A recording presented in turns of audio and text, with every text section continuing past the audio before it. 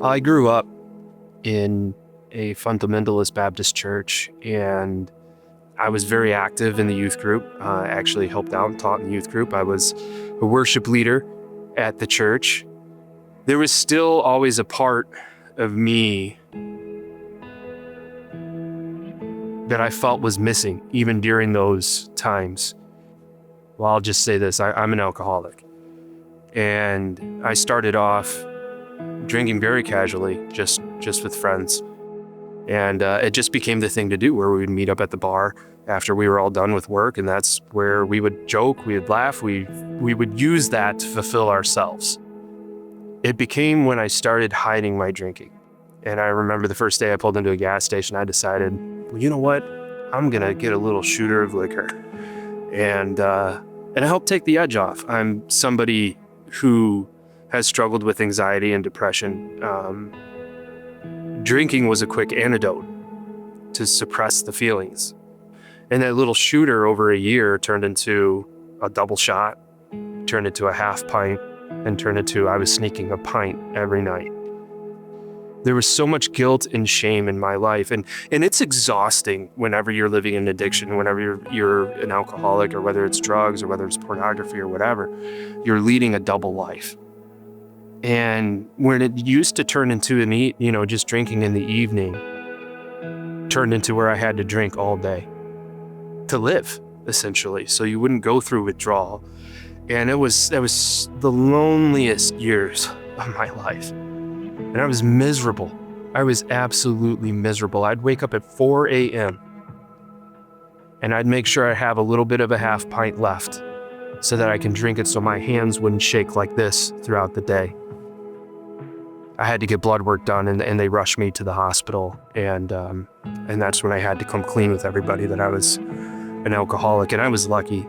I was right on that line of going to a point of no return, with recovery with it.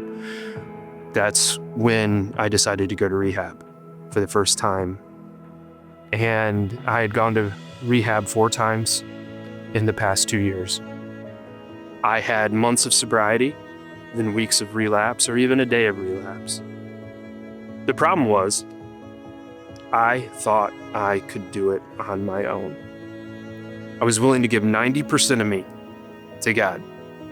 And then there was this 10% that it's like, this is untouchable. I know better than you, God, about how to handle this 10% of my life. On March 29th of this year, the night before, I had just an embarrassing slip. I wouldn't even say that. I would say it's a relapse. I was just devastated at that point because I was on the brink of losing my family. By the grace of God, I had loving parents that allowed me to stay with them. That night, I had been contemplating on how to end my life. I had looked at life insurance policies to see, how my kids can get the benefit of it, and I was just done. And then at 4:06, I was laying on the couch, and then there was an image of Jesus. I couldn't see his face, but he was just sitting there, and I felt this overwhelming warmth and peace in my life that I've never really felt before. And it was just one word: surrender.